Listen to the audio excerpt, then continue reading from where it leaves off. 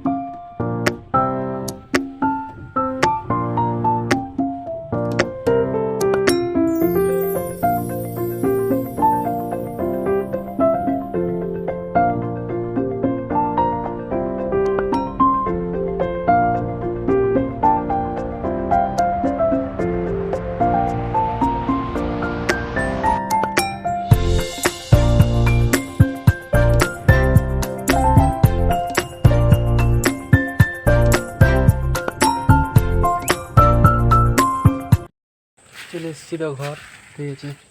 ঘরে কাজও হচ্ছিল, সেরকম কাজ হয়নি, খালি ঘরে হালকা উপরে রং দিয়েছে। তো এই সাদা রংটা দিয়েছে।